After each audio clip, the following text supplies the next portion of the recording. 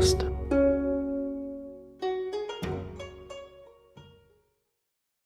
All right, everyone, welcome to another episode of Newbie Dice podcast. And today I have a very special guest with me today, and that's Jeff Traish from Australia. Say hello, Jeff. Hi, how you going, Paige? How are you doing? And fresh off of a win from Clash of Kings Australia. Congratulations for that. Thank you. Yeah, it was a big weekend, but big weekends all over the world from what I saw. Yeah, and you haven't been winning major tournaments in quite a short while. So Yeah, we're wondering if, you have peaked or passed your prime. The past you have said about newer players getting better and better. yeah, But it's true. yep, you proved yourself once again, taking back the Clash of Kings crown. So Yeah. with that, what's your win records of these major events? I've won 3 Masters, and this is my 3rd Clash of Kings. Right, so 6 national records in total, national titles. Yeah, I did win the 2 big major events last year as well, earlier in the year. So I wasn't going without nothing. I was told I had to have a 3rd tournament in to go into the Masters. So I went in that, but I won't say I wasn't trying. I always try, obviously, but I wasn't too concerned with it. Right. It was just I had to have a 3rd tournament. But you have already qualified based on your 2. Well, again, it's the same thing. I'm auto-qualified again. Right. But I have to have 3 game tournaments in. Right. Yeah, which is fine. But in Sydney at the moment, we haven't had as many events. A couple of the major people that have been running them have been busy in other areas. So it's sort of slowed things down. So most of the ones I have to go either interstate or down to Canberra. Right. So a bit of traveling. Yeah, which I don't mind. It's good fun.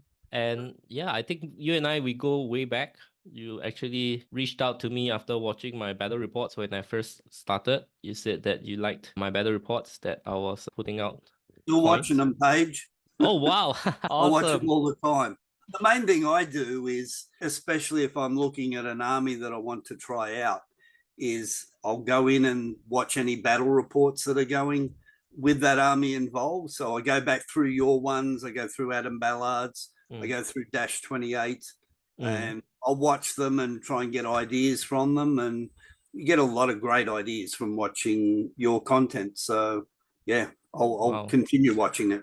Thank you. Yeah, I think it's a great resource when you just want to have a feel of how the army plays. You can watch how experienced players run the army, building to how they move the things on the table. Yep. Yeah. You pick up things that you mightn't think of yourself, different ideas or combinations, or, a lot of heads are wiser than one, that's for sure. Yeah. And I've went back to check on our play records. We have played each other quite a number of times on Universal Battle, of course. And our record is 2 wins, 2 draws, and 2 losses each. 6 times. Wow. Yeah, it's a bit scary to have another one now. It's 5 on my channel, and the 6th one that was streamed on Dash 28. That was the quintessentially Quail Cup season 1. I remember that a while back. Mistakes were made by both of us, I think, looking back at it, which is another point that I would like to say is that playing in the heat of the game, we will sometimes make mistakes. I think it is bound to happen. And as an audience, just spectating the game, you were like, oh, how would he make this mistake, right? Because we have everything on the table to worry about, right? Our brain is thinking about what we're going to do here, what we're going to do here, what we're going to do there. That's why as a spectator, you are just watching and absorbing the information. So it's easy to catch mistakes. So do you think even at this level, mistakes are still bound to happen, or is it possible to reach a perfect game of state of play that you don't make any mistakes? Yeah, I haven't reached that level yet, put it that way. I still made mistakes on the weekend. I'd forget to shoot a unit. I forget certain rules. Not a lot, and I don't feel I made too many tactical mistakes, but I did forget things, and I did get caught up with, I'd only had one practice with the list tournament. Some of the combinations I learnt the hard way. I had to pull myself out of a ditch a couple of times in the tournament. Right. Yeah, that's good to hear. Like don't beat yourself too much. If you make a mistake, it's bound to happen. And sometimes you probably see your opponent make mistakes, whether Yes. it's a administrative one, like forgetting to do this or that, or a tactical one, like positioning a unit wrongly. Yep. Yeah. Yeah. Normally it's the tactical ones I see more. I'm thinking what I would do if I was that person. And when they do something different, I'll try and look at it objectively, but I'll often think, oh, that's a mistake. I'll take Right. advantage of it. So, and that did happen quite often over the Right. weekend. Right. Yeah. And yeah, I'm not sure if we would like to get another game. So it's perfectly balanced, our record right now. I We'll have to have would a definitely want to best play of you three. again, but I'm Yeah, me playing too. much less on Universal Battle now with two children in the mix. I am not able to find as much time as before to play on UB. Yeah, yeah. Well, you got to keep playing, keep yourself fresh. Yeah, I Help do help get you. a physical game every 1 to 2 weeks. Oh, that's good. Yeah, in the past. Well, that's more than me. I'm not getting many. Oh, Yeah. that's. Oh, but you do play quite often on UB? On UB, I try and get a couple a week. So a lot of Right. the guys from the UK and a few. I played Adam after our last recording.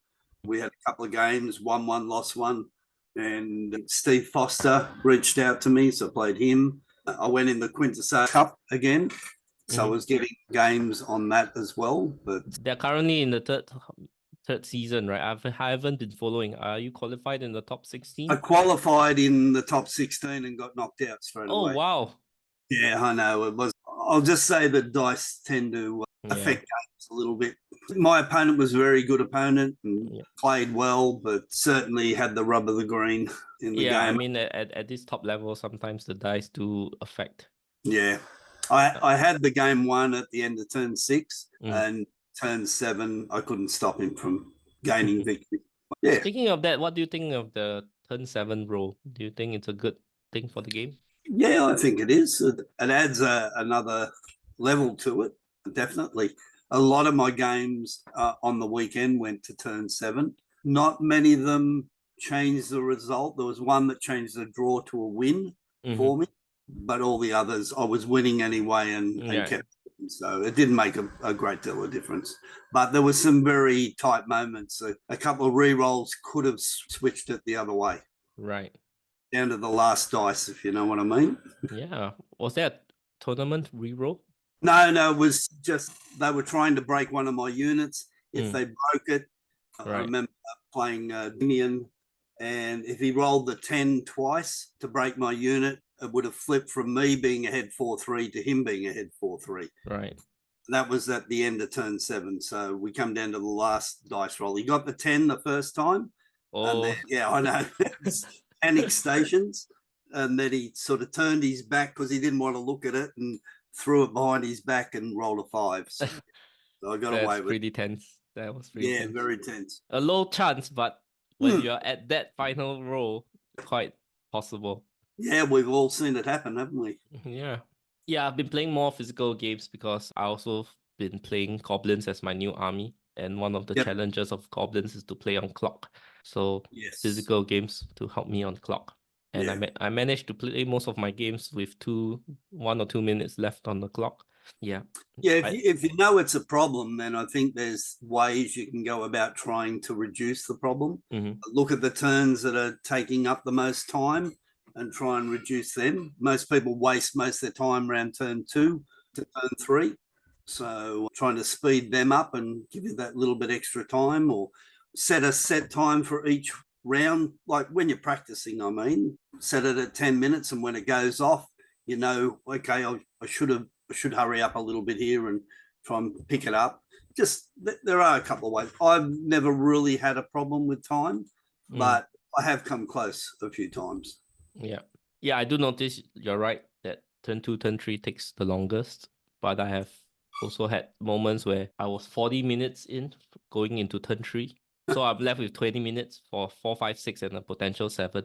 But because I've placed correctly on turn 3, 4, 5, 6 is just going through the motions of completing their tasks. Yeah. So it has happened that turn 4, 5, 6, and 7 went by really fast as well. Yeah. Yeah, because the cards has fallen, right? At that point, you're just executing the plan and hope it succeeds. Yeah, but I'm sure you've sat across the table from someone. I know I have, and they're on turn 2 or 3, and they're doing moves and taking them back, and then doing something else and taking them back, and then Yeah, looking at this and looking at that. me And too I just sometimes. sit there watching the clock go down. I think, geez, if you keep going, Yep. you are going to run into a problem. So they just don't notice it. Yeah, I found that out while practicing on clock that you can't find that perfect, you can't engineer the perfect movement. You just have to do what you think is quite a good plan and just follow through with it because you have no time to find the perfect plan. Yeah, yeah. I always try and plan during my opponent's turn Mm-hmm. what I'm going to do, but obviously that adjusts depending on what's happening in the turn. If they Yes, break correct. a unit or etc., so that can change my plans. But the majority of it, I know what I'm going to do before my turn starts. Yeah, that's great planning. I think I have not reached that level yet. I mean, I'm practicing towards that level, but familiarity with your list and your army definitely also helps. Yeah, definitely. Well, as I said, I made mistakes. I forgot to shoot units and things like that. So maybe me going a little bit quicker tends to make those mistakes happen more.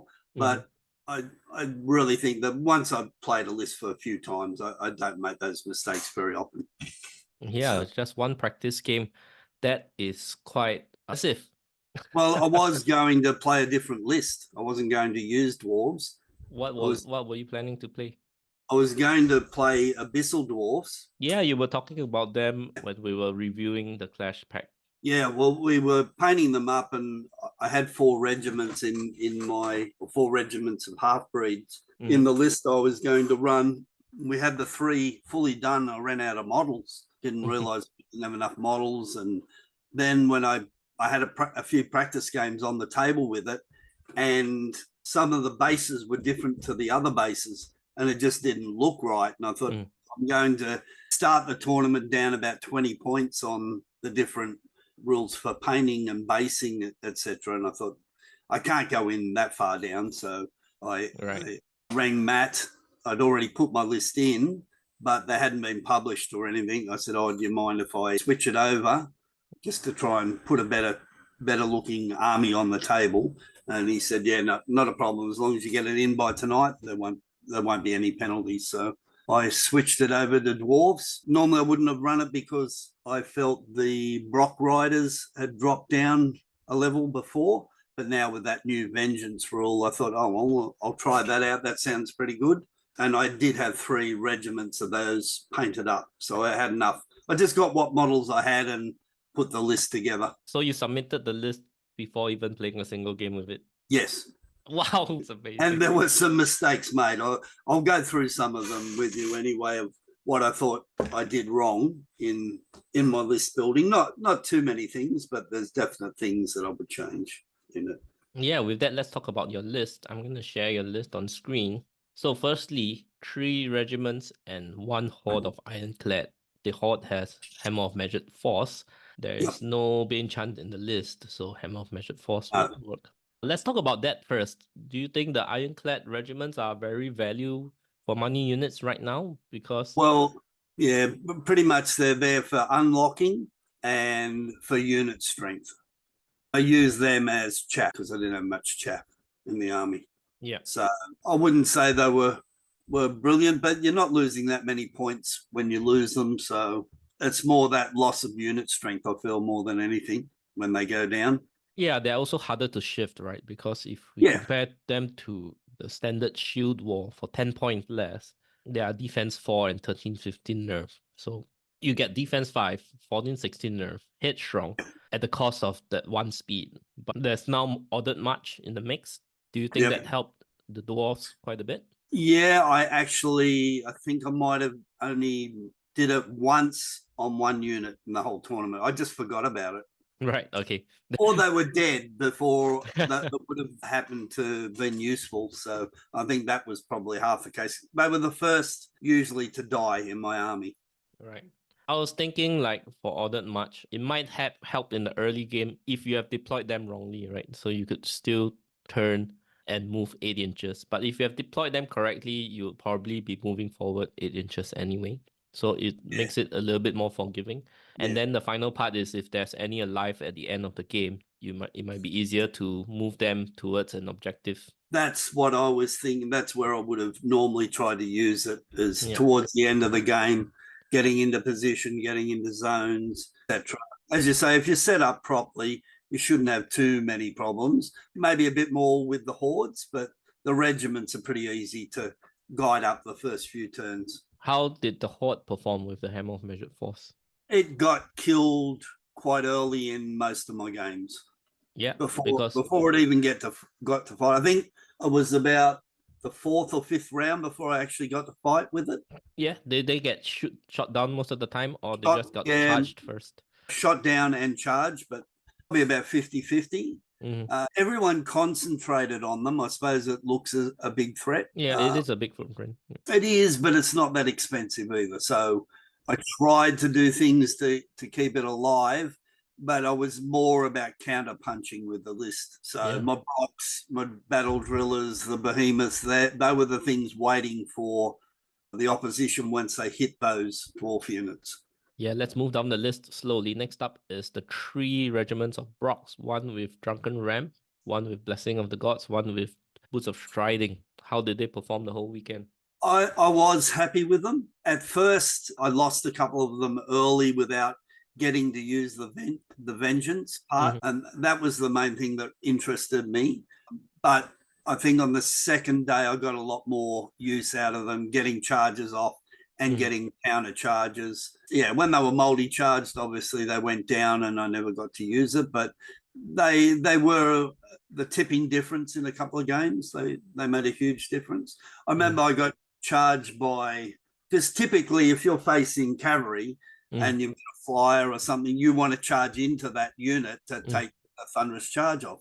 Well, that sort of mentality still sticks with people and against them, but it's worse in a way once they've been charged. So if you don't knock them out, like I had, beasts of nature charge them, things like that aren't going to kill them, and that was perfect for me because I'd hit back and wound them that badly. Even if I lost the unit later, that unit was pretty much dead. I could shoot it off the table or whatever, because the 26 attacks at Crushing One and Vicious really put a dent in things. Yeah, a Beast of Nature is not going to take it down because you're just going to average 4 hits.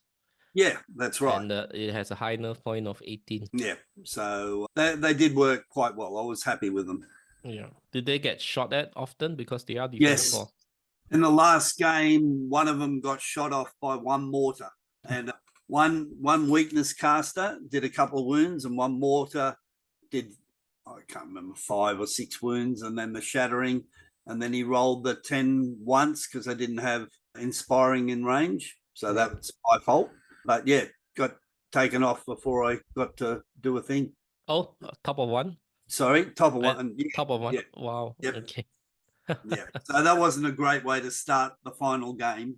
Yeah, I was about to say that, sometimes they're not inspiring, but top of 1, you're not inspired against the mortar that is. Yeah, well, that's one of the weaknesses of my list, is that I only had 3 inspiring. Right. And when you're going for certain objectives, etc., and you don't think that there is enough threat there to be too worried about, that's what happens. And you know how you'll set up your army and you're thinking, oh, well, this needs to be here and that needs to be there. And before you know it, oh, geez, I haven't even inspired those couple of units. And yeah, that's what happens. That's a mistake on my part. Yeah. That happened in my Clash of Kings Asia game on my 4th game against Halflings. My opponent smartly deployed most of his forces on one flank. Yep. So I had to deploy in defense of that flank. And all my inspiring went there because my inspiring sources were actually doing work as well. So my whole center was not inspired at all. Yeah. Yeah. So when he rolled to kill off the trombones, he was reaching to roll the second nerf roll. I was like, nope, it's dead. Yeah, that happened to me a couple of games. They'd go to roll the second one. I said, no, don't worry about it. Mine was twice as bad, but I'll wait till you get to the characters and I'll go through that. Right. Mastiff packs, you think they're necessary? They were good.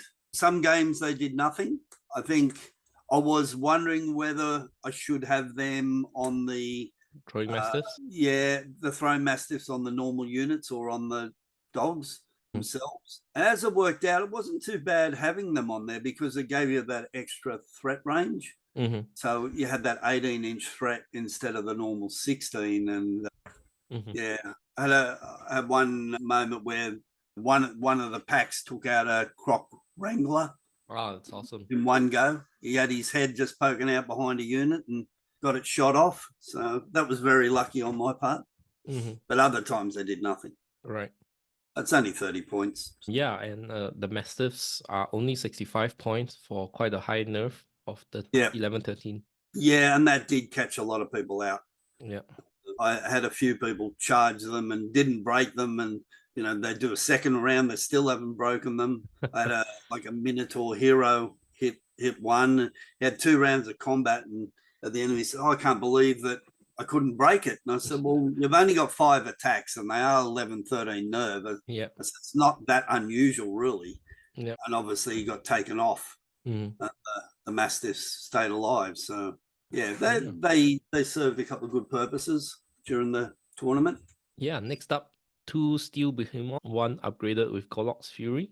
And I always find this part interesting about Golok's gun, which is it doesn't have steady aim. So there are turns where you just want to stay back and shoot, and then you have to scramble up the battlefield afterwards. Yep. Do you find that is what happened to you? Yes, and a lot of the time I did sit back to try and get a little bit of damage out before I went into combat. But they were great the whole tournament. I think I only lost one during the whole tournament. Once I never lost Golok's, and I only lost one of the other behemoth ones. Right. Yeah, and often they were the only scoring units I had left on the table.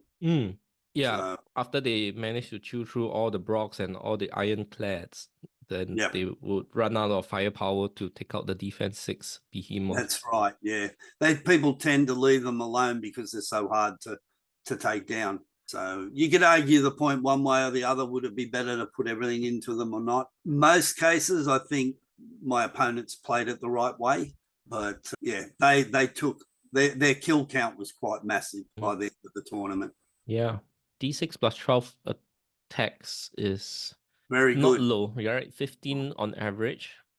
Crush 3, yeah, they hit hard. Yeah, better than most. If you look at most giant things, they're on par with a giant getting the 2d6 attacks. Right. So, and that's with them having to equip one way or the other. You get it just naturally with these guys. And you've got the defense 6 and you've got the shooting. So, yeah, I find them very good. They're very powerful. You needed something in the list, and they were one of the major parts to it. I do think they are costed appropriately, being pretty expensive, especially Golok's at 200, and while the normal Behemoth is 245. Yep. Yeah, they're a bit more expensive than most of the others. Yeah, and they are slow, 5+ D3. That's right. Yep. And next, the one that I think everybody is most interested about, which is the Battle Drillers, 3 of them. Yep. They were legendary by the end of the tournament. Some of the things, I told the story before, but one of them with Host Shadow Beast dropped a Void Lurker in one turn by itself. Yeah, I heard that on a Direct Misfire podcast. Yeah. Oh, right. They said it, did they? Yeah. Yeah. Well, that was against Benson, who's one of the people on there. So no, Benson was running Herd. So it's not Benson. It was Andrew. Yeah. Yeah. Yeah. With his Night Stalkers. You dealt 9 wounds and rolled 10. Was it 8 twice? Because that's 8 twice. Yeah. So you've got the Host Shadow Beast, which was, I think I might have done 4 wounds with that. And then I did 5 wounds. So I probably rolled a 5 or a 6 for the number of attacks on the Battle Driller. Because it's Crush 1 against Defense 4.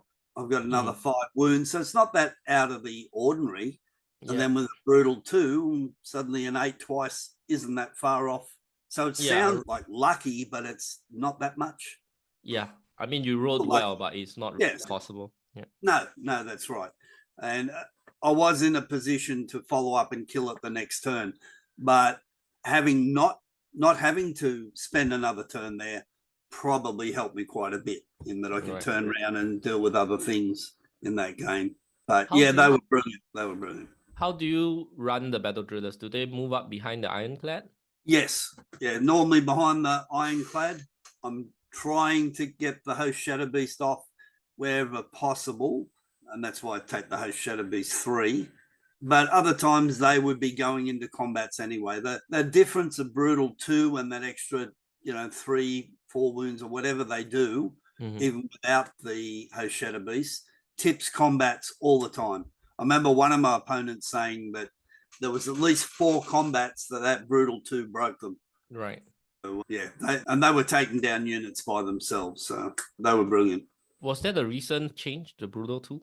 No, I used these in a tournament last year as well. Same thing. I think people just forgot that I did it to them. I brought it out again. So they're either charging in tandem with Ironclad if they survive, or they're charging with whatever. With Grobs, with Behemoths. Yes, yeah, and whatever combat. And because they're individuals and can go in any direction, and they can finish off units that are partially wounded, it gives you that option to, okay, I need this one to go here, I need that one to go there. I might need to break 3 or 4 units in one turn, and you need something like that can go into whatever direction you need it to. So, and they hardly ever died. I think I lost maybe 1 in the whole tournament. Wow. They survived virtually every game. And that's because you have already killed whatever you charged at, right? Because if they don't kill, your opponent might be able to kill them off and overrun into the second unit that charged together. Yep, but they're amazingly hard to break unless you're fighting a really strong unit. I know at one stage I had a greater fire elemental charge one, and the overrun would have brought him into the flank of the horde, but he didn't break it. He didn't roll well, but again, that 10-12 nerve, the defense 5 didn't make anything against that. But a lot of the ones, even the grotesques, I charged one of them just to hold it in place. He counter-charged but didn't break it. And it's when you do the maths on it, it's not that unusual. Yeah, that's the thing about your 9, 11, 10, 12, 11, 13 nerf. You think that the nerf point is low. If you're not putting 18 attacks into it, there's a good chance you're not going to break these units. I found that out in a game where my Goblin Wizard 9-11 got charged by a general on Winged Beast. You think that that's surely a goner, but general only has 7 attacks, right? It's not. Yeah. And it's only 4 hits on average. 3 to 4 wounds. Even on 4 wounds, you need to roll 7 twice. And 7 twice is less than 50%. Exactly. Right? So unless you're hitting it with some sort of hammer unit, you're not guaranteed at killing these things. Yeah, even a lowly Goblin Wizard, it's not a guarantee. Yep, and the last 2 point elements of your list is also pretty interesting, which is 2 Dwarf Stone Priests. Both of them has Radiance of Life Dwarf only, and does that include, it hits everything except the Steel Behemoths, I believe. And the Mastiff Packs. And the dogs, all right. And then one of it has Host Shadow Beast 3, so you need the knowledgeable upgrade to get that, and Edge Periscope for that +1 height when you're casting. Yeah, because I'd hide him behind the unit and pop his head over, because the battle drillers were often going down the sides of the units, so it needed to be able to see over, because they're only height 2, the battle drillers. Right. So even though they're on a cavalry base, they're not that high. Right. The other one has Celestial Restoration 2. I'll talk about that in a bit. But before that, Edge Periscope, did it come in handy? Yes. Yeah, many times. Right. I can see you could look over the Ironclad that's charging alongside, and then to cast the Host Shadow Beast on the Battle Driller. Yep. But if they were charging alongside Brock Riders, then you would still not be able to see, right? Correct. But I usually started with the Horde, with that caster behind the Horde, and at least 2 battle drillers behind the Horde. So that was the main area, and another one might be a little bit further along, but within range if I needed to get to it. But yeah, it was normally running along the side of the Horde somewhere in combination with something. Right. Yep. And the other element that I find really interesting was Celestial Restoration 2. So there's 2 dice and Blast D3 in terms of healing. It has, if I'm not mistaken, a 36-inch range, but also indirect means you can't cast it at things within 12. So you can only cast it at things far away. Yeah, that caused me a lot of problems. Yeah. Would you have taken this again if? No, it's not that the spell isn't that good. I've got an atrocious record of rolling 4+ for the spell, but the spell actually did quite well during the tournament. But I was often moving away from my units to get the spell off, whether it was to get round some terrain to look over to rock riders that were 30 inches away or whatever. But then the units that he was supposed to be doing Radiance of Life on and inspiring don't get it. And next minute, that's how I lost the Behemoth, because I wasn't there for the reroll. So maybe it would have died again anyway, but the chances said that he would have survived. Right. So yeah, that was a problem. I wouldn't run it like that. Well, at least unless I had at least another inspiring model. 3 wasn't enough, especially the way I'd set it up. It wasn't good enough. Yeah, but I do think that, so you have a total of 3 inspiring sources: 1 Gorlock's Fury, and 2 Stone Priests. And what I find interesting is that usually dwarves don't have much healing, and that is something they shrug. You know, the moment you think about dwarf enemy, you think about high defense and in the grind, right? Yeah. But I had a conversation with Mike Rossi in one of the podcasts. Is like, he does say dwarves, they grind, but they will eventually die. They just have higher defense. Without wound recovery, they will eventually die. You can eventually grind them out, and they don't hit very hard usually when they're in a grind. No, that's right. Yeah, but you have overcome that problem somewhat with, firstly, the battle drillers, which does amazing work in the grind, and with some healing elements. Firstly, you have Radiance of Life. The Radiance is the best. But, you know, anything that's automatic and can do multiple units at once is... Yeah.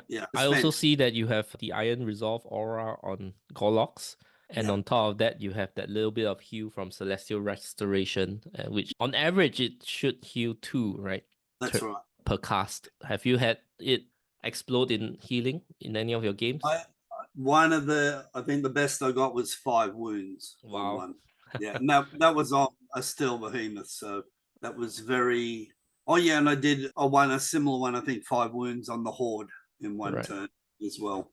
Yeah. And I did some zeros as well, but that's the way it goes, you know.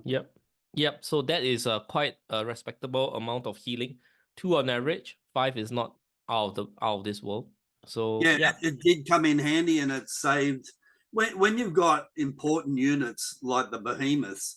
That's what it was mainly there for. It was to keep them in the fight if I ended up in a situation where they needed that heal. At least I had that opportunity of doing it, because I couldn't use the Radiance on them, so that was my way of covering that. So it did work that way. It's just the lack of inspiring was the fault. Right. I just noticed again that the Behemoth, because they are monster chariots, they are only unit strength 1. Yeah.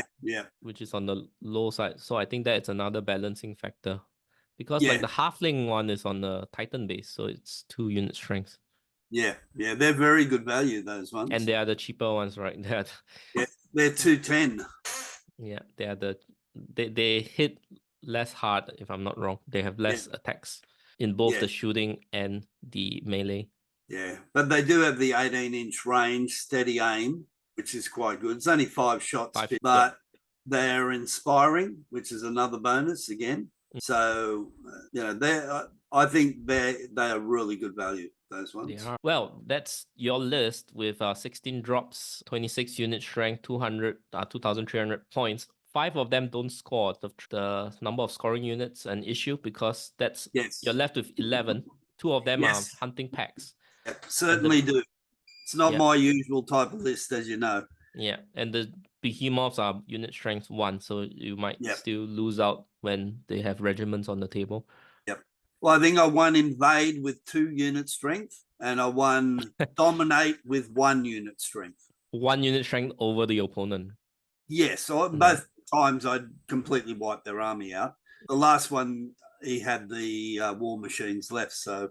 Right. But no, you had 1 Steel Behemoth left. Well, I had 1 who was out of the zone because he just finished off a unit, and 1 that was in the zone. Right. Getting shot by multiple mortars. Multiple mortars. So, scary times. But it worked well. It's not a list I'd jump in and use again straight away. First thing I did once I left there was start looking at other lists. In the Dwarf faction? No. Different faction. Right. I pulled that together at last minute. So if you were to tweak this list, what would you have changed?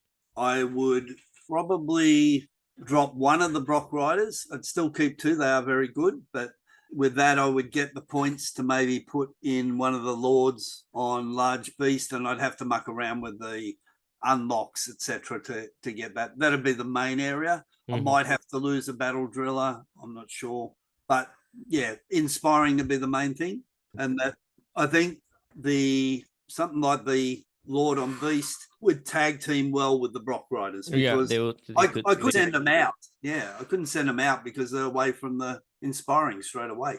Right. So that I had to use them as a sit back unit, wait till they hit my lines and then bring them in. So, and that was the only way I could keep them inspired, and half the time I didn't. So yeah. Right. Well, you are also on counter charge with Matt Crozier. Yep. So you have recapped some of your games there. So depending on who's dropped first, you can check Jeff out on the other podcast of Counter Charge. So we'll just very briefly talk about your 6 games, like what army were you against, and just 1 or 2 key points of the game that swung the game in your favor. So let's start with game 1. Game 1 was Daniel Bird. I'd never played him before, so that was good. I like meeting new people. And he had a halfling list. Again, one of those ones where I'm not % familiar with it. So I did get caught out by a couple of little things I didn't notice on his list. There was a Strider Aura, helped his cavalry. I thought was going to make his cavalry hindered, and lo and behold, he went straight through me. His shooting was quite decent. At the end of turn 5, I had 2 unit strength left on my side of the table. This is Invade. And he had 13 unit strength left, 3 of it being on his side, the other 8 on my side. Okay. And by turn 6, I'd wiped out all of his unit strength, but I still wasn't across the board. Turn 7 allowed me to go across to the other half. So if it had ended on 6, it would have been a draw? Yes. Yeah, it would have been a draw. What did the cleaning up duty at turn 6? Well, as I said, my only unit strength, I had the 2 behemoths, and I had the drillers and the priests. And the drillers were killing units, either in combination with the behemoths or on their own. So, I was able to clean everything up. So most of them were wounded, obviously. But yeah, I was able to take it all down. Anyone who walked past it would have said I was gone. And I thought so myself at turn 4 or 5. So yeah, was lucky to get out of that. Right. Game 2? Game 2, I was against Jan. I think you know Jan. You would have played him on Universal Battle. Yeah. He had a really nice ogre army. Always fantastic to play him, and beautiful looking army. Key points, he was doing a lot of damage. He was one of the ones that shot off the horde before I got across. I think we were playing Pillage. He had shooty ogres? Was it shooters or boomers? Yeah, shooters. He had shooters and just the lightning bolts. And then I think he had the sergeants with crossbows on the chariot. So it wasn't a major amount of shooting, but was still enough. It was rolling pretty well, mainly with the shooters. And yeah, he took them off. So the big turning points was killing the Wrangler with the throwing mass, because he would have made a mess of the drillers and that if he got into my lines. And then I wavered a Siegebreaker horde with one of the drillers. And that was a big turning point because it allowed me to take out his chariots. Then they couldn't counter or couldn't charge because I wavered, and then I took them out. Did not have a waver mitigation?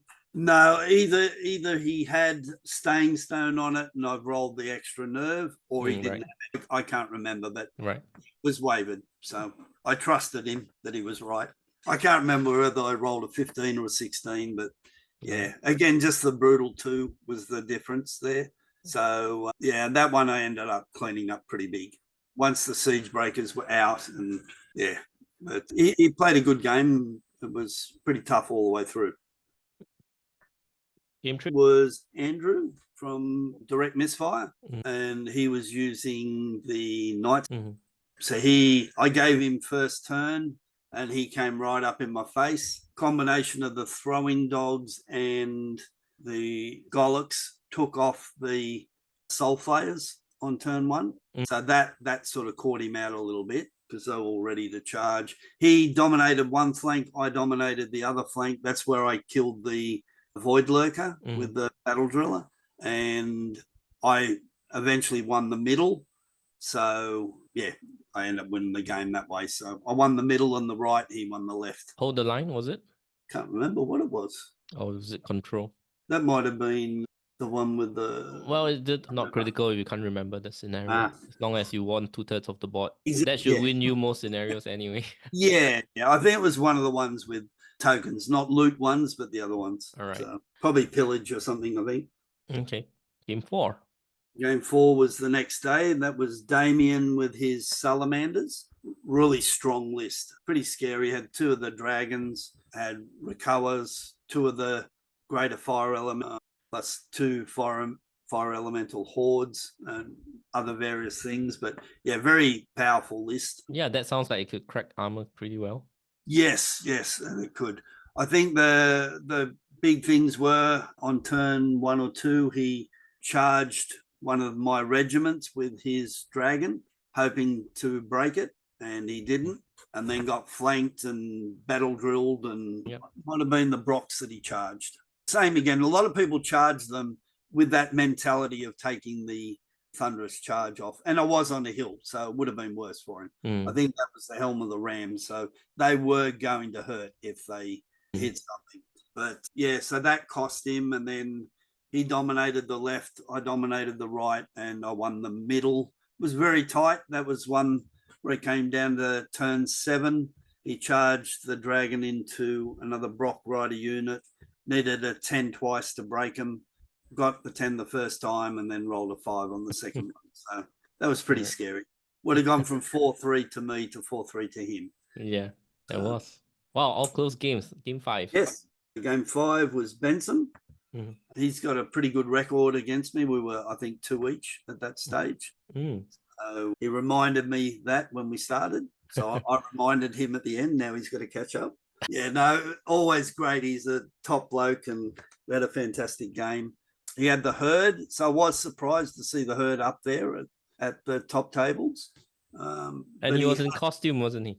Yes, he was. I asked him because it was quite warm down there too. So yeah, I'm not sure how he managed to get through the days with it on. But yeah, he had a lot of the beasts of nature, things like that. So yeah, it was quite a mobile list. And I think the scenario didn't suit him. We had the stockpile one. Tokens, right?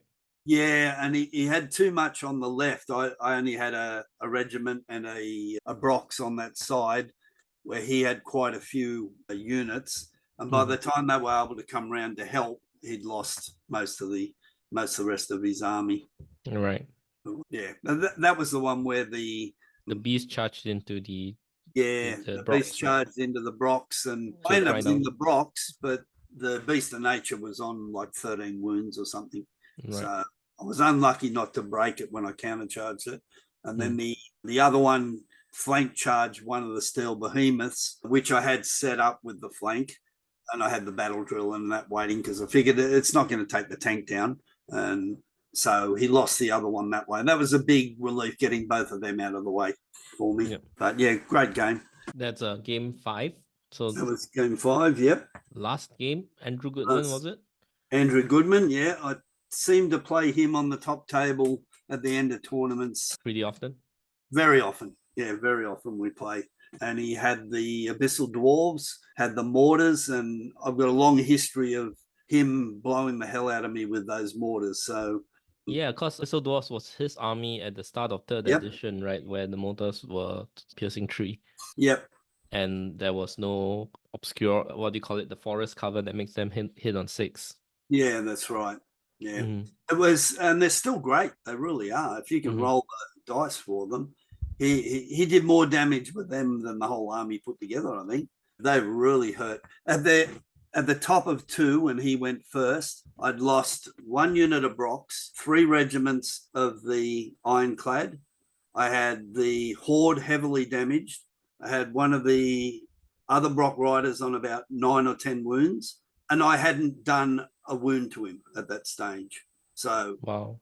Yeah, it was like, was looking very ominous at that time. Did the healing help you out in this game? It did, yeah. It kept the horde in for longer than it normally would have. That's one of the times where I healed 5 on it, and I was getting the Iron Resolve on it, and I was getting Radiance onto it. So Yeah. it kept around. It went right up, and then it went nearly all the way down to 3 wounds, and then he shot 2 mortars at it and did 14 wounds with 2 mortars on the hill. Wow. That's, yeah, pretty exceptional rolling. But so they went down after that. But yeah, he'd come down both flanks with his army, and to leave that open area in the middle for his mortars to keep shooting me, which I understand in a way, but it meant I was fighting outwards. So it was harder for him to get into the middle. And yeah, just the combination of the and the scenario was dominate? Dominate, yeah. Right. So that was the one where Golok was the last man standing. So there wasn't much. All my games were really bloody. I think out of 6 games, I killed over 12,000 points at 2,300. So I was averaging over 2,000 kills a game. And that's the thing about your list, right? Because he was causing so much casualties, but these battle drillers at 75 points each, they don't get touched, and then that 75 points is putting more damage than it's worth. Yeah, they just, that force multiplier. They make any unit that I hit them with, if the battle driller went in, you're pretty much good night to that unit. And they did it time and time again. So, yeah, they were the real big thing. Them and the Steel Behemoths, they were the 2 major things that made. Like Shadow Beast, whole Shadow Beast was going off every possible time. Every time. I never failed it. Right. So a big thing was not having bad luck. As you know, if you have bad luck, it's very hard to win. I had good rolls, bad rolls, but I didn't have what I would call a run of bad luck, which I've had in a lot of tournaments lately. So that seemed to end on the weekend. So I was very happy about that. My granddaughter picked out the dice for me, and you spared no expense. You got new dice. I had to do something. And she's the best one in the family at rolling dice. So I said, right, you're coming down with me and picking out my dice. And yeah, did the trick. So she's getting pancakes and ice cream. Wow. Well, thanks for the recap and congratulations once again. I think your dwarf list is very different than what anyone would have expected. And the 2 things that stood out were firstly the drillers, secondly the healing for me, and a minor surprise is the amount of ironclad regiments. Yep. Yeah, right? That's the unlocking. I needed it to get all the drillers and that in. Yep. Yeah, looking at Andrew Goodman's list, did he run 1 or 2 or 3 mortars? 3 mortars. Right. I think he had 3 grotesques. Yeah. It was a good list, a really good list. When it hit me so hard. He had the perfect answer going through dwarfs, because they're, crush 1, thunder 2, so, and they can outcharge all my dwarves. They really made a mess of things, and that's while the mortars were going off as well. So, but once they're pinned down, they're not such a threat. They're only 18 attacks on 4s, and they're only crushing 1. So once I've got them pinned, that changes the combat in their favor to my favor. Yeah, we had an Abyssal Dwarf player at our Clash of Kings Asia went 4-0 as well. His list was pretty different. He ran a lot of infantry. Okay. Just a shout out to him, Nick from Penang. The stars of the shows were the Immortal Guard, because they have that Crushing 1 upgrade now. Yeah. For $10. Yeah. Very cheap. They're a good, solid unit. I played against them. They still have the same problem of being slow compared to everyone else. So if a person knows what they're doing and they'll multi-charge them, they'll take them out. And I think they are mostly second wave. So okay. The Berserkers now with Universal and Snare probably is the first wave. Yep. Yeah, no, good idea. I tried a few lists, but I was struggling with them. Yeah, I think there's some auras as well. Yeah, probably. There's a Strider aura from the Overmaster, and there's a Elite aura from the Infernox. That's the defense 6 small guy. Yeah, so they do have Elite and Vicious. Yeah, which is good. Fearless. Running all infantry, you probably would go down that route, but I didn't have enough infantry in the list I'd made. I was more about the half breeds. Still has 2 regiments of half breeds. They're fantastic. They really are. They're really good. To me, they're probably the best value cavalry right now in the game at the moment. Maybe your ones from the Green Lady, they'd be up there still, even though they're much dearer. They're the 20 attacks. And, they're irregular. Yeah, that's the difference. So they're still one of my favorites, but they'd be my favorite cav. It used to be very hard to run because Green Lady struggled with unlocks, but ever since Forsaken was unlocked, then Green Lady didn't have that big of a unlocking problems because you want to take some Forsaken hordes anyway. Yeah, I think one bloke took 5 hordes of them in the tournament, so I was quite scared of the flying list. Luke, who you know, he was running a pretty much all flying list. Beast Cav, yeah. So I was hoping not to come up against him, and I think it was Adam's Story had the one with all the Forsaken in it. So luckily I didn't have to match him. All right, so let's talk about a few other things. What do you think about the amount of shooting in the meta? Is it? Yeah, it's definitely gone up. It seems to be my biggest problem the last few months that I've been playing is being I don't take a lot of shooting. That list that I just ran was probably the most shooting I've had in ages, and that's not a lot. It's only 2 models that shoot and some throwing dogs. But yeah, I've been running into a lot of difficulty with shooting units, and yeah, just multiples of them. The salamanders are really good at it now. Yeah, and their shooting is a by the way thing. They have like things that do well in combat, but by the way, I shoot too. Yes. Greater Fire with the fireball, Rakawas with their breath attacks, Scorch Wings can shoot and can fight. Yeah, and you got the Phoenixes on top of that. Shooting at you as well. Yeah. Even the sprites shoot if they run some sprites. Exactly. So it's a really powerful list. I think it's one that's going to be close to dominating, one of the top tier ones in my book at the moment. Yeah, and right now they have that free life leech synergy as well. Yeah. So I've been learning the hard way on a lot of those ones. But yeah, I found the shooting meta more so internationally than Australia so far has been very heavily weighted towards shooting. So I'm looking at lists where I can try and negate that to a certain extent and put in a little bit of shooting of my own to help deal with it. Yeah, it helps because with the Golok's Fury, you can snipe out their shooting units as well because you're so tall. Yeah, but I won't be using dwarves again. So not for a while anyway. What's the new shiny you're looking at? I've been looking at a few lists. I like the look of Sylvankin. Oh, wow. Yeah, I like the look of that. I might go back to Vasily as well. I like some of the combinations in there. They're good against the minor shooting, but you can take the as well. So you've got a little bit of heal and a bit of shooting yourself. So I looked at the brother mark, but I just can't put together a list that gets enough scoring units. I like because it can get the Fury and the higher nerve onto your basic units. The villains, yeah. But it gets let down on the other side. The cavalry's really good, but yeah, I just can't get a list that I'm happy with there at the moment.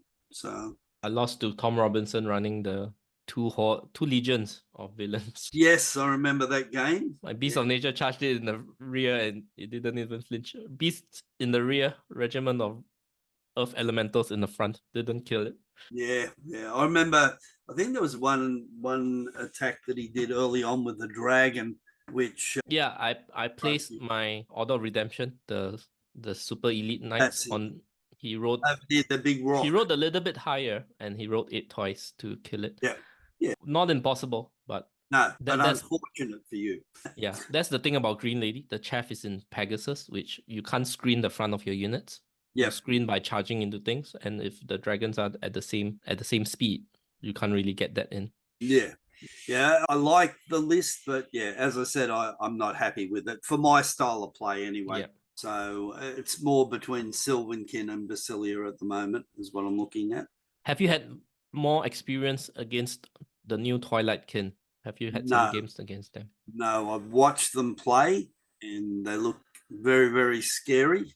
They're like all the lightning bolts. That's the only one I'd seen so far. But yeah, it's going to take a while. They could end up the top army at the moment. I'm not sure. Part of the thing will be learning what they can do and how they do it, so we can slowly adjust to bringing in answers to deal with it. I think so. What looks scary at first, you can often find a way around it. Yeah. The I hope. triple crones with weakness 12. Yeah. That wounds with piercing 1. And they suffer almost no modifiers except spell ward. So Yeah, and they're 4 dice, aren't they? So they're even 4 dice each, so 12 for three of them. They might bring Latail, which has Wind Blast, that also hurts with piercing 1. Yep, and that one really hurts a lot. It's so strong, it could shoot into combat, it suffers no modifiers. Yeah. Well, that's the list I saw play, and it had all the units with lightning bolt as well. Yeah. He was shooting like 6 lightning bolts a turn. Mm-hmm. So that was, yeah, I wouldn't have wanted to be on the other side of it. Not with the lists I take. I would have been mowed down before I got there. Yeah, and they do have counter strategies against enemy shooting. The navigator can give basically spell ward and stealthy to mutated stuffs. Oh, really? Yeah, that would include the crones and the mutants, which are the cavalry equivalent. Right. Yeah, I think the impalers also can get it. That's yeah, the those shield. impalers look really good with 18 attacks on 3s with elite and crush 1 and defense 6. They're going to be very hard to deal with. So if you can get through all the shooting, then you cop them. Yeah. The mutants are really strong as a glass cannon hammer as well. I'm not sure if you're familiar with their stats. I'm gonna bring it up on screen. Right. I've heard about them, but yeah, I haven't faced it.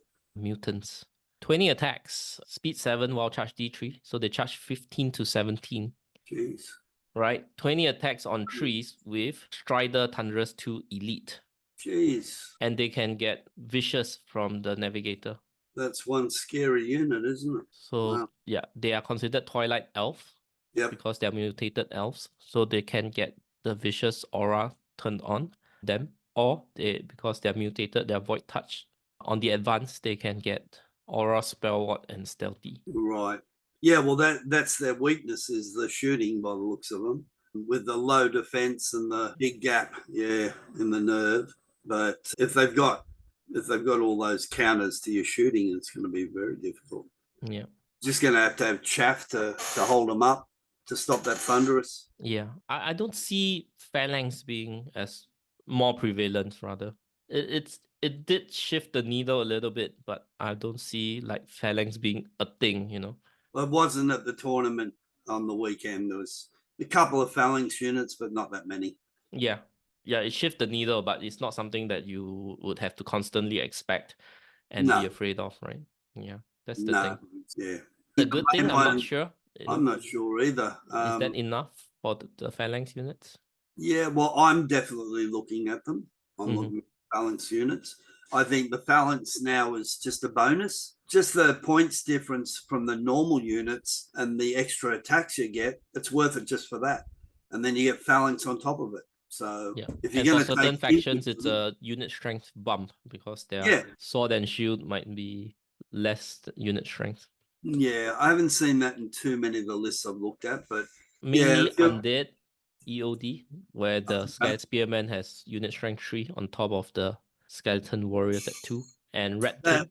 Yeah, that'd be because of the point cost. So as soon as they go over that 100 point cost, they go to the unit strength 3, I've found. So where most of the human armies, are already at unit strength 3. Already at 100 points, so they're already units strength 3 anyway. Yeah, if I'm looking at human armies, then I'm probably looking at some phalanx units in that. Right. Well, did you play with withdraw in the tournament? Was there the withdraw rules? Yes, there was, and I didn't do it once. Right. So it didn't happen. Most of the time, my opponents and myself looked at what a person could do if they did withdraw, but it just didn't happen. Yeah. I'm sure it did in other games. I still like it. I much prefer it than not having withdraw. Yeah. I think most of the times it doesn't come. I mean, it doesn't come up that often. I think the one big problem with playing without withdrawal. I mean, if I were to play a tournament with no withdrawal, I'm fine with it, except when you are wavered in the flank. Yes, I remember. You can't turn around. Over that. Yeah, it's You a can't bit turn silly, around. isn't it? Yeah, Yeah. it should You be can't out. do anything basically. You can't even move. Yep, you're stuck there. Yeah. That's the only problem. That's the only major problem I find if we are currently playing with no withdrawal, which I I'm think fine. the -1's a great rule. Mm. Yeah, I like withdrawing. I prefer to see it in Australia. You're pretty much seeing it in every tournament. Yeah. Right now it's like withdraw in Australia and US, while Yep, in UK is no withdrawal. no withdrawal. Yeah, that's right. Right. So Yeah, it's not a problem playing either way Mhm. going into it, but yeah, it's just personal preference, I suppose. Right. Lastly, I think this, I'm not sure if this is the good point to talk about this, but I did list this down towards the end of my notes. Just would like to talk about your gaming history. You started with Warhammer Fantasy, and then you went into Warhammer Hordes, and then finally Kings of War.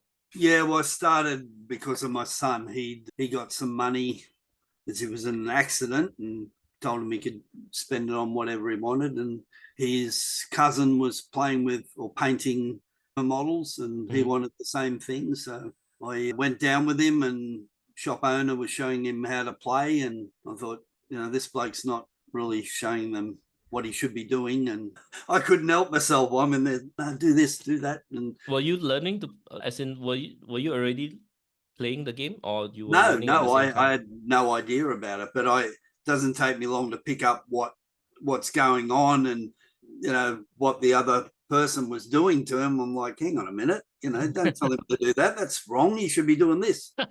So that got me hooked, and I went from there. And then there's a whole group of us, a group of friends that went through fantasy together. And then when they changed to Warmer Hordes, I went with them. How many years ago was that your first exposure to Warhammer? Mm-hmm. I think my son's about 34, 35 now, and he was about 10. Right, 20 over years ago. Yeah, been about 24 years. So, yeah, I'll probably end up the oldest person playing while I'm going. Is your son still playing? On and off. He does help me with the painting. So he was painting the Abyssal Half-Breeds, but he chops and changes very quickly. He'll play one game and then he sees something else and then he wants to go and play that. And, so he plays other games as well. Yeah.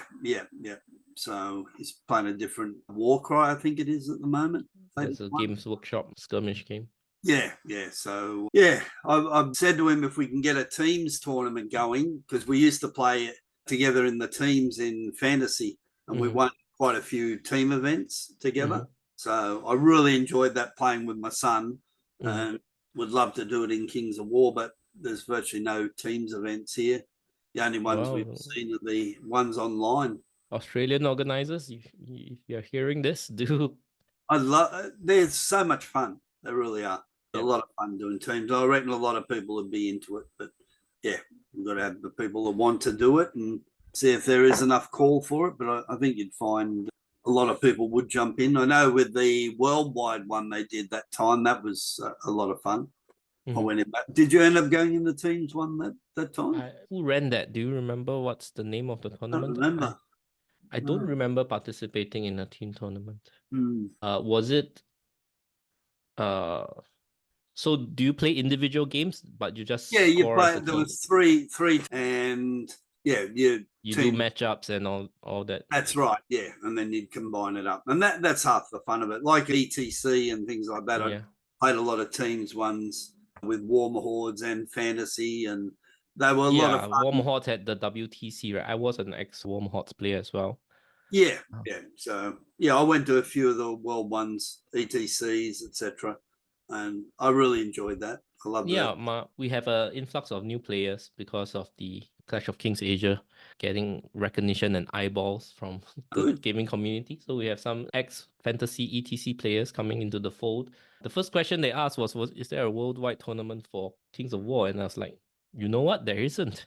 No, I'm not sure. I think they tried to do it in Spain this year. The guys tried to put something on. Right, you're right, but we Yeah, seem to but it hear didn't so take little. off. Was it last year or this year? Well, what Did obviously not this year, but yeah, either last year or the year did it before. happen? I don't think so. Like a Mm. lot of us were keen, but with a short notice, it was just a bit hard to get them together. I know Mm. Andrew Goodman wanted to go, and he asked me, and I'd like to go, but finances, etc. You need a little bit of time to get ready for those things. But if it was a regular occurrence, You can plan yeah, ahead, right? yeah. Yeah, I do hope to visit CanCon one of these years. Yeah. Well, I hope to visit Singapore one of these years and come over and have a couple of games with you guys. Yeah, we're hoping that the Clash of Kings Asia would be 1 week before CanCon, Yep. so that people can come take part in both Clash of Kings Asia and Clash of Kings Australia. Yep. One of the challenges for us locals, especially of Chinese descent, is that Chinese New Year is usually around this period of time. Yep. It follows the lunar calendar, so which happens. So Chinese New Year usually happens between late Jan to mid Feb. Right. Shifts year to year, and next year it is happening on the last week of Jan. So that will be just 1 week after Clash of Kings Australia. Like for Chinese, it's like the Christmas of it's like our Christmas. So we have to Yeah. do a lot of preparations, buying Yep. presents, doing spring cleaning of the house because we will be expecting lots of visiting, stuff like that. So the preparation will be sometimes weeks ahead of Chinese New Year. So that might make it difficult for Yeah. us of But Chinese I'd descent. definitely look at coming over. I'll be retired at the end of this year, so I'll have a lot more time on my hands and enjoy myself. So, Yeah. yeah, Yeah, definitely. well, if it's gonna happen, it is gonna happen. But I think when is it gonna happen is another question. Probably early Jan. So we'll keep you posted. Yeah, no, that'd be great. Yeah. So I noticed you don't do hobby. I All the hobby. do. Yeah, I do some, but I haven't done a lot for a while. I spoke to my son about it that once I retire, because I've got a business as well that I've got to run. So I'll probably look at setting up a proper painting table, and I'll need the big looking glasses so I can see the models properly. Otherwise, I'll stick the wrong arm stick it on his leg or something like that. So yeah, but I intend to do a bit more once I retire. A little bit more time on your hand. Yeah, exactly. So, yeah, I'm looking forward to that. So it should be good. All right. I think that's about wrap it up. It's a pleasure having you on this podcast to just chat with you, talk shop, Yeah, and just really catch up. So yeah, once again, thank you for coming and congratulations for winning Clash of Kings Australia, proving once again you're the top dog in Australia. yeah, it goes up and down like any place, doesn't it? Whoever wins at the time, but yeah, no, it was a lot of fun, really relaxed, great atmosphere. Matt does a fantastic job, and I know you have a lot to do. All of you that put out these videos and run tournaments, and without you doing that, the whole scene doesn't go anywhere. So it's a pleasure coming on and chatting with you, and looking forward to our next game. Yeah, with that, I think that's what we've got for today. And thank you very much for listening, listeners. And we'll see you in the next one. Bye-bye. Bye.